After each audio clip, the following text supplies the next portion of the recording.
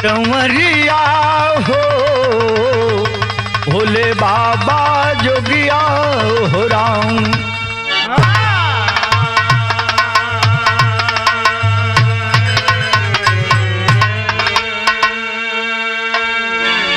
आई भैया, मैं राकेश यादव पप्पू बिरहा लोकगीत गायक कलाकार आज जौनपुर के धरती पर नटराज स्टूडियो में सामाजिक चित्रण सच्ची घटना पर आधारित ये बिहार का घटना बा। गौर करेंगे साथियों, बिरहा प्रेमियों। रिकॉर्डिंग रूम में अंकुर भैया रिकॉर्ड कर रहल बाड़ा। निधि तिवारी ऑफिशियल यूट्यूब चैनल पर आप सुन रहे हैं इस बिरहे को, इस सामाजिक चित्रण को, जिसकी निर्माता प्रोड्यूसर निधि तिवारी जी हैं। हमेशा चैनल पर आशीर्वाद हमेशा की तरह आप बनाए रहें। हमारे बिरहा में आगे बढ़ला से पहले भूमिका के लाइन में कहना बा मास्टर साहब।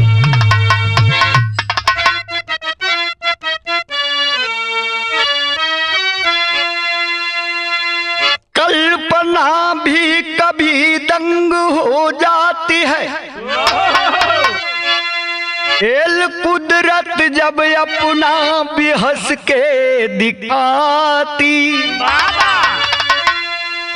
समझ में न आता है भाता न कुछ भी, विधाता की ऐसी छिपी जग में आती। विधि का लिखा टाल सकता न कोई, चले आधियों में असलियत की बाती। दीने से अद्भुत करिश्मा हुआ एक ऐसा, धड़कने लगी सुन के लोगों की छाती।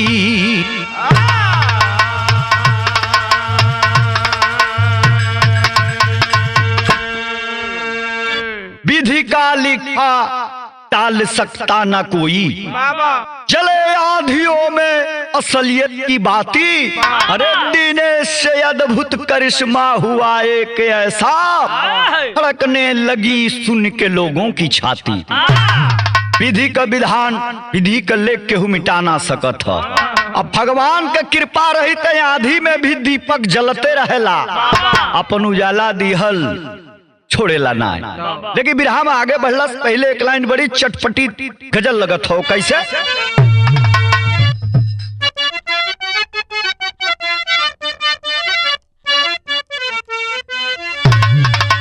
अरे तेरे दरबार का चल के करीना हम भी देखेंगे, तेरे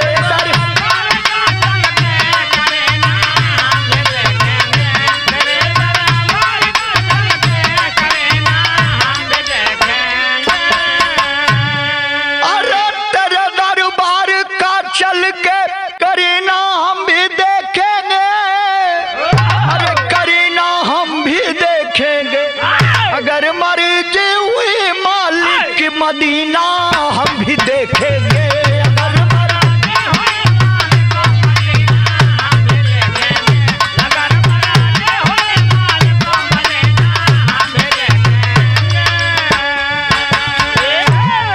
ये तो गजल का भाव रहल है, लेकिन कितना सुंदर हमारे बिरहा में भाव लिखत हो सजा के कवि जी। कैसे?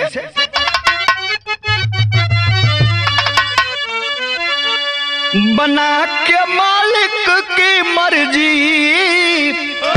अरे बिना मालिक की मर्जी के यहाँ कुछ हो नहीं सकता। बिना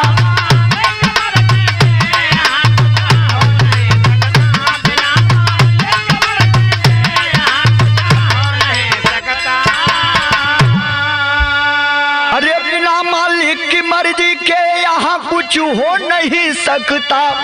अरे जिसे चाहे जगाना वो कभी वो सो नहीं सकता। जिसे चाहे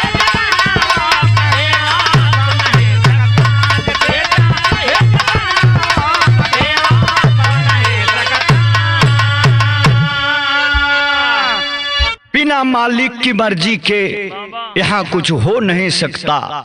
जिसे चाहे जगाना वो कभी कहीं सो नहीं सकता।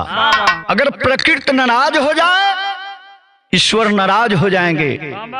ए बाबू एक एक मिनट जियल जौन हो कि मुश्किल हो जाए। फिर हम आगे बढ़ला से पहले शहर के माध्यम से बात के बताओ तुम कवि जी कहाँ की बात हो।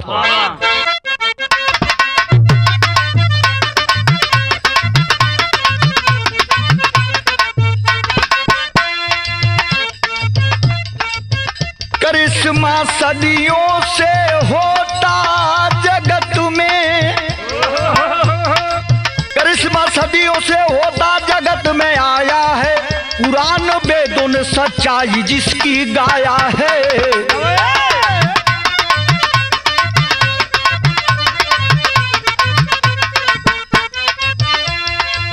जन्म से पहले क्या थे, जन्म से पहले क्या थे कौन जान पाया है, जन्म से पहले क्या थे कौन जान पाया है, मगर हकीकत यहाँ प्रभु ने दिखाया है।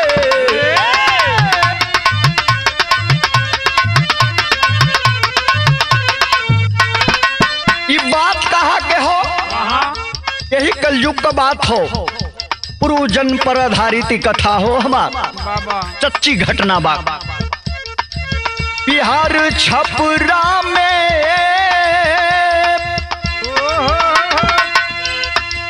बिहार छपरा में एक गांव ताजपुर सुने, बिहार छपरा में एक गांव ताजपुर सुने, परिवार सीताराम का वही है हुजूर सुने।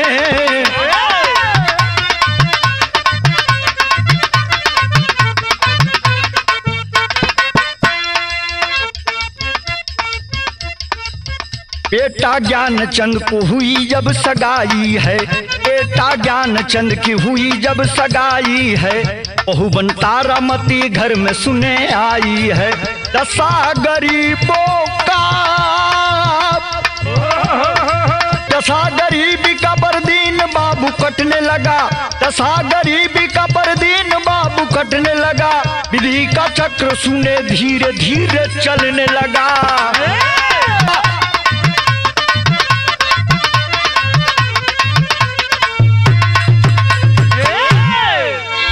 बिरहा में आगे बढ़ला से पहले बिरहा प्रेमी आप लोगों से नहीं हो रहा है कि एक मिनट भी आप लोग बिरहा से ध्यान मत इधर उधर करो, नहीं तो कई किलोमीटर पीछे हो जाए बाप बिरहा से। भैया हो बात कहाँ के हो, बिहार छपरा में ताजपुरे को गांव बा, वही जब सीताराम अपने पत्नी के साथ जीवन यापन करत हूँ। बेटा ज्ञानचंद एकलौता बेटा जौन बा तारामती का हो, अब जवान हो गई बा, अब शादी ब्याह खातिर तिलकहरू आवे लगलन सो बाबू, समय का चक्र घूमल है। आगे का बात कभी बताओ थो, बिरहा में आगे बढ़ला से पहले बड़ी चुटकुदार लाचारी धुन लगत हमार सब कैसे।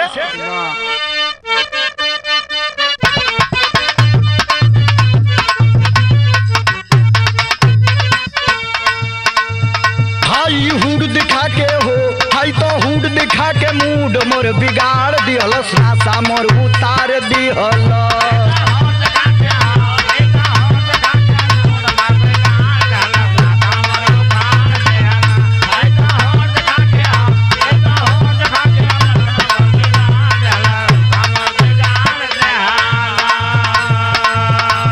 नीता धुन रहा लेकिन भाव कितना सुंदर लिखत हुआ कवि जी का।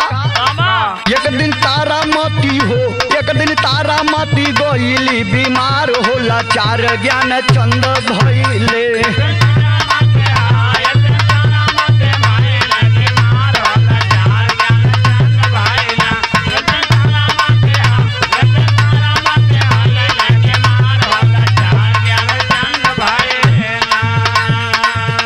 भइल दावा उपचार लेकिन भइल ना सुधार,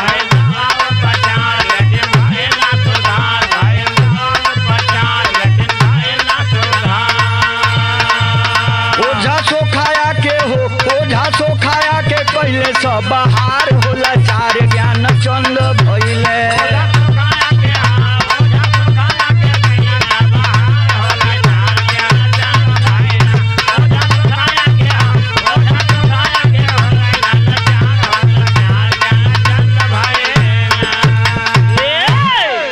सीताराम के बेटवा ज्ञानचंद का शादी विवाह हो गई है।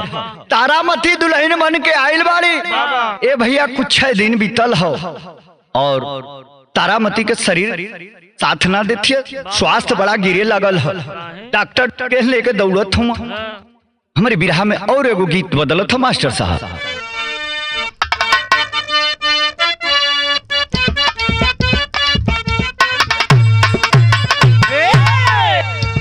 का बौरा गैलू ना ये अहिया, का बौरा गैलू हो।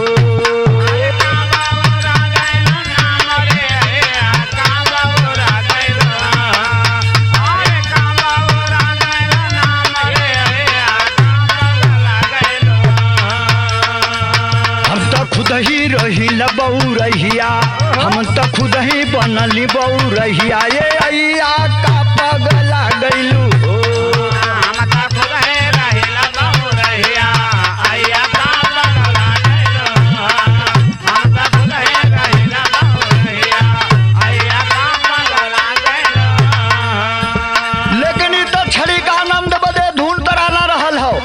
लेकिन गीत में भाव, बिरहा में भाव लिखत हो कवि जी का।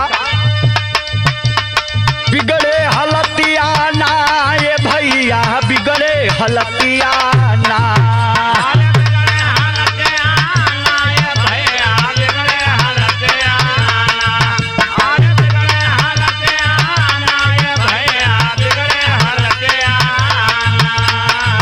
तारामती हो खेली ससतिया, तारामती के होखे ससतिया, ये भैया बिगड़े हलतिया ना। तारामती के होखे ससतिया, भैया बिगड़े हलतिया। तारामती के होखे ससतिया, भैया बिगड़े हलतिया। एक दिन भोरवे की होई समैया, तनवा से प्राण चिरैया, उलल तनवा से प्राण चिरैया। घर के लोगवा रोवेले पीटी छतिया, घर के लोगवा रोवेले चिटी फतिया, ये भैया बिगड़ल हलतिया ना।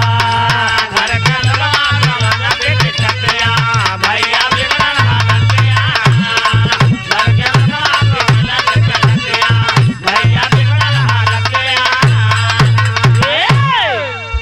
ज्ञानचंद का पत्नी तारामती हो इलाज के दौरान दम तोड़ देती है। पिजड़ा छोड़ के सुगना फरार हो गया, हाहाकार मच गया। ये भैया गांव पुर के सब लोग इकट्ठा बहिल, अंतिम संस्कार बदे तैयारी चल रहा। तेरी के भाव में कवि के लिखे के पड़ल न मार्क से का।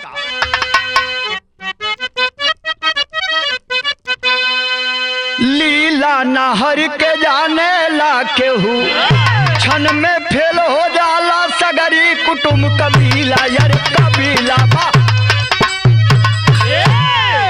लीला नहर के जाने ला केहू, क्षण में फेल हो जाला सगरी कुटुम कबीला। कुटुम माने परिवार, कबीला माने टीम। है भैया तब यूनियन धराशायी हो जाला, प्रभु का भृगुटी अगर डोल जाई तो। लेकिन बिरहा में आगे बढ़ला से पहले बड़ी मार्मिक धुन लगत हमार साहब का।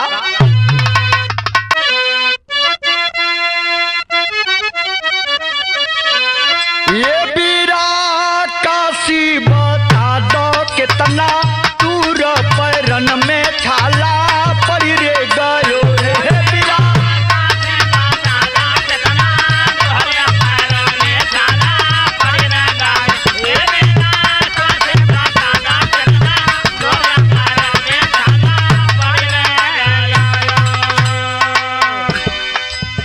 राजा हरिश्चंद्र जब अपने बेटवा के लेके पहुंचत रहला काशी में बिके बदे, वो समय का बात है। पीरा माने वृक्ष के नमूना भैया कहल जाला, वही वृक्षवा पेड़वा पर तैया से पूछत हो लइकवा। लेकिन हमारे बिरहा में कभी भाव कितना सुंदर लिखत हुआ। सोजे तारा कय रथी दुआर या पार भीड़ लागल रहे।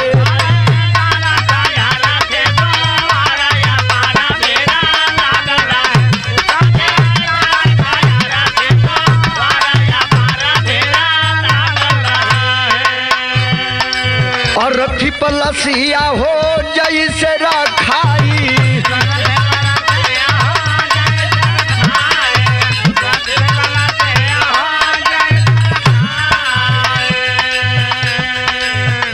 तब उठल तारा लोग घबराई।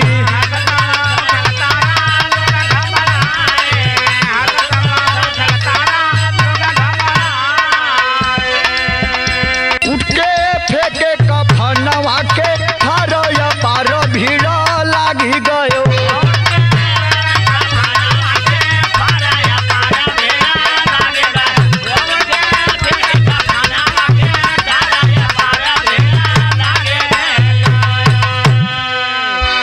प्रभु को चमत्कार देखिए भैया।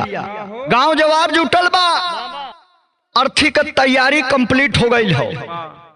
अर्थी पर जौन नहवा धुलवा के लाश के विधि विधान के हिसाब से श्रृंगार पटार करके जब लाश के सुलावल गई है, जब कफन लग गई बा, ए बाबू पुनर्जन्म वही शरीर में तारा की ओकर पहला जन्म का आत्मा आके प्रवेश कर जाती है। हलचल होखे लगल अर्थी में। उठ के कफनवा के जब फाड़े लगल है, चीख पुकार मचावत या जे हमें भागता ऊ हमें भागता। ए बाबू भाग के डरा के सब केहू कहता चुड़ैल बा, केहू कहता क्या है दादा ज्ञान चंदवा के मेहरारू जी गइल फिर से, अब नाश कर दे गौए के। लेकिन विदेशिया में कवि के लिखे के पड़त हो का,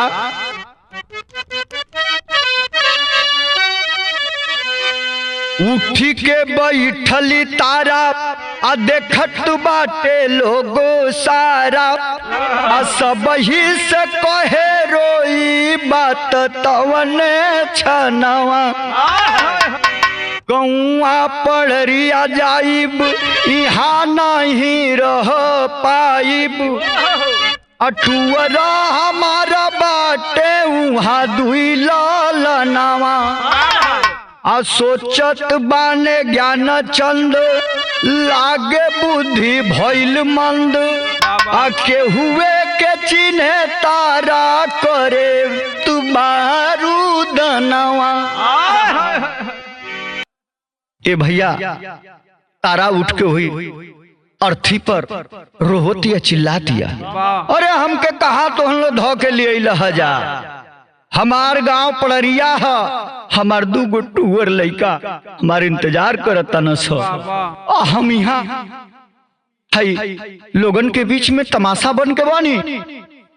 ज्ञानचंद कहले हुआ तो चले हुआ कि देखी तो हमके चिन्हे ले। मार पहुंचता न खुशी में कि अरे तो जी गई मरला शेख तमाचा गिर गई बाहर आके। अरे तुम्हारी हिम्मत कैसे हुई पतिव्रता नारी का शरीर टच करने। ए बाबू बिरहा में आगे का बात बताओ तो बोले कि एक लाइन तरज लगत है मास्टर।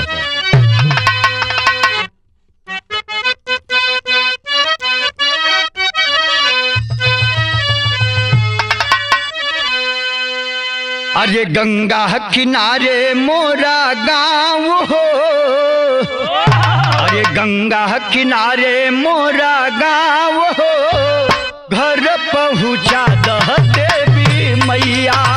गंगा किनारे मोरा गाँव हो, घर पहुँचा दह देवी मैया। गंगा किनारे मोरा गाँव हो, घर पहुँचा दह देवी मैया। ले जाके ज्ञानचंद मनोचिकित्सक डॉक्टर को दिखाते हैं।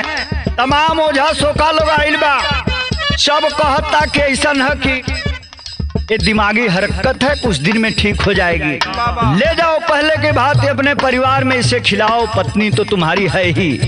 लेकिन काहे हो भैया ताराचंद रोवे की रोवे ना करे। वो बार बार ये बतिया कहे कि पड़रिया गांव में हमारे 2 गो टूअर लइका जो होत हुई से हमके पहुंचा द, तू के हुआ कहत है का। ज्ञानचंद भइले तैयार हो, ज्ञानचंद भइले तैयार हो, गइले पड़रिया गाँव आई।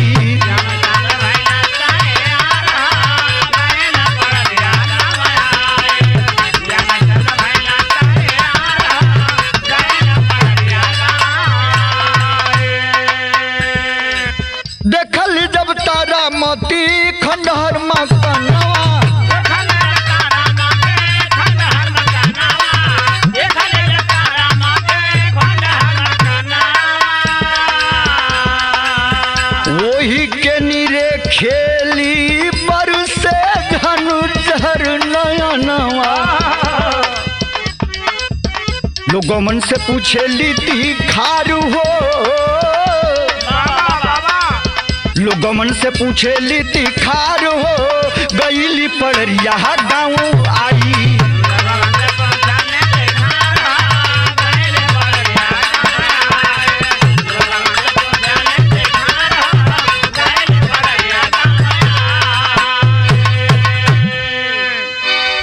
ज्ञानचंद डॉक्टरों को दिखा दिखा के परेशान थे। कहे कि चलो जहां तुम बता रही हो, पता लगाते लगाते बाबू पड़रिया गांव में पहुंच गए हैं लेकर। अब तारामती खंडहर घर के दिखावत दिया है ना, हमार घर है, हमार दोनों लाल के घर बाणा सौ। ये भैया 20 साल पहले 25 साल पहले की पहले का वो हाल था, दास्ता था। पति भी साथ छोड़ गए 1 साल पहले, बतावत है ताराचंद। ऐसा है भाइयों, आप लोग हमें देखो मत, सारी प्रॉपर्टी मेरी है बाबा, मुझे सब पता है। मेरे कुछ दिन मरने के बाद मेरे पति भी स्वर्गवासी हो गए। उनका दिमाग थोड़ा हल्का था, मानसिक संतुलन खो बैठे और वही अपने हाथों से मेरा गला दबाकर मेरा मर्डर किए थे। लेकिन उस समय हमारे 2 बेटा छोटे छोटे नन्हे से थे, वो कहाँ हैं? पहपट में कभी बतावत हुआ लगी घटल कहा घटना मास्टर मौके पर।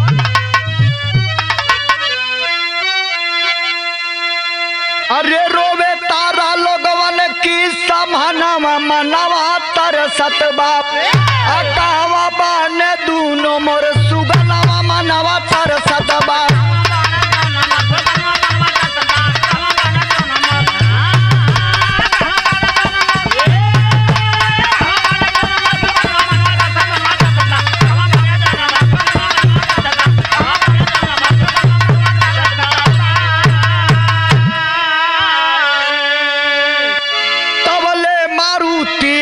तुरते पाई दुई लोग उतरे उहे लागे हाई फाई।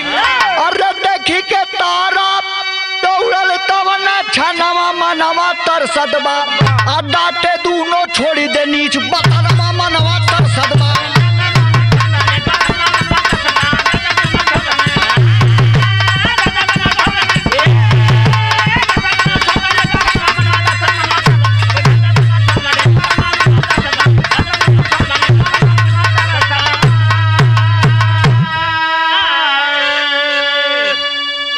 ज्ञानचंद वो गांव में जाकर ठकुआ के बैठल हूँ। तारामती जवन है कि हाथ फेर फेर अपन तगरी बात बतावत हो। 25 साल पहले का लोग अवाक बा, भीड़ लगल बा। नाम अपने दोनों लइकवन के बतौले ही रहल। गांव का प्रधान लइकवन के फोन कैले हूँ, जब आइल हुआ ये बाबू चिन्ह गइल बा। पहले भाई है मुखड़ी का हमार दोनों छोटी छोटी लइका रहना सा, ये हुआ सा हमार दिल कहता। दौड़ के बाबू अकवरिया में धइल चाहतिया, दुलारल प्यारल चाहतिया। लेकिन तब तक वो दोनों ऑफिसर के रूप में जो थे शैतान धक दे देते हैं उस बूढ़ी माँ को। कहते हैं दोस्त तुम्हारी हिम्मत कैसे हुई हमें छूने के लिए, गंदे हाथों से मेरा सूट खराब कर दिया। ये बाबू रो थई माही तारामती, अखिया से झरझर आंसू गिरत हो। अवाक है, गिरले ताकत है, मुहवा निहारत है। धन्य है प्रभु, इंसानियत थी मर गई इस देश से। बिरहा में आगे बढ़ने से पहले मास्टर साहब अल्लाह के भाव में कहना बाका।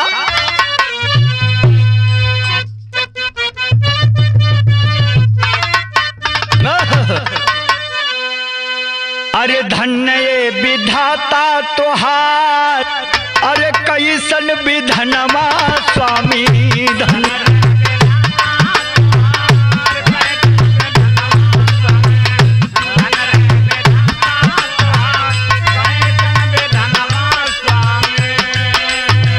कबहू न बुझी हाई, कबहू न बुझी हाई सकल सनसा।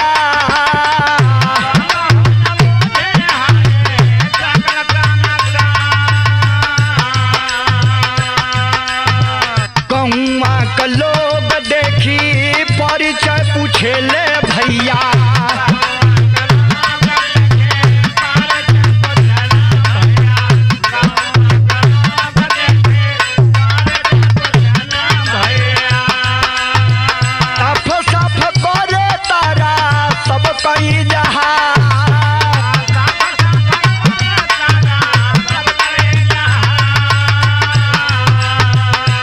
साल पहले हमार भइले मरनवा भैया।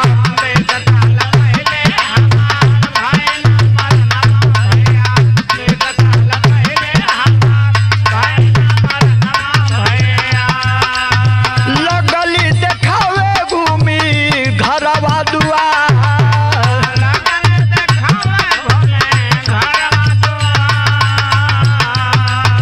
मानसिक रोगी रहले हमारे सजनवा भैया।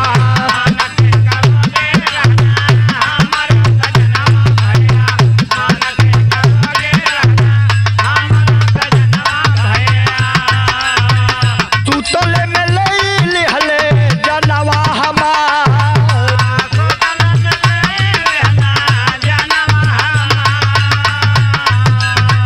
एक साल बाद हमारी सैया का परनवा निकल।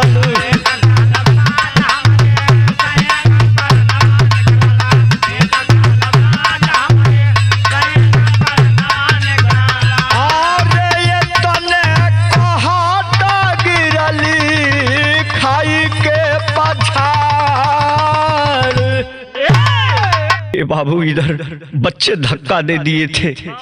वो तारा गुड़िया गिर कर जमीन पर से एक हाथ सारा कुछ बयां कर रही है। और जब पति के मरण का बात याद आयल हो, ये बाबू पछाड़ खा के गिर गईलवा और वहीं दम तोड़ देती हैं तारा। पति को देवता मानने वाली आज भी इस धरती पर ज्यादा से ज्यादा नारियां हैं। अच्छे लोगों की कमी नहीं है इस धरती पर। अच्छे लोगों की तादाद ज्यादा है, इसीलिए धरती टिकी है। नहीं तो जलजला आ जाएगा और प्रलय हो जाएगा, कोई नहीं बचेगा। फिर नई सृष्टि का निर्माण होगा। लेकिन बिरहा के आखिरी कड़ी में खड़ी में बताओ थो कवि जी बड़ी ऊंची बात।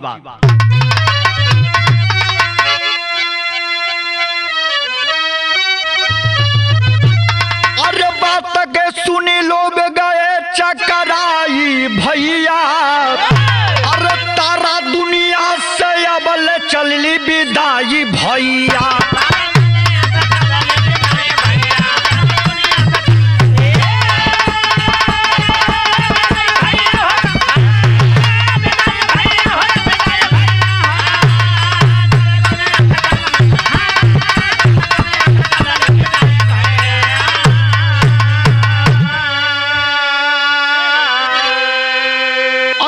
संस्कार लोग तारा क कैले। अज्ञान चंद्रोवत तहिया घरवा के अइले। अरे ये बात विधाना का विधानाई भैया। और तारा दुनिया से अब चलली ले विदाई भैया।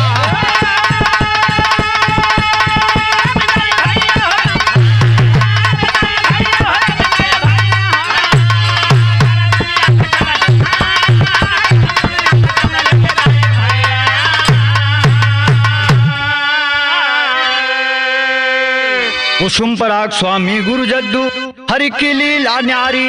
अरे काशी सुरंदर कहते कैसा है बलिहारी हो। तो लीला हरि का जाने ना कोई। राकेश दिनेश कवि का बिरहा बने रंगीला लीला ना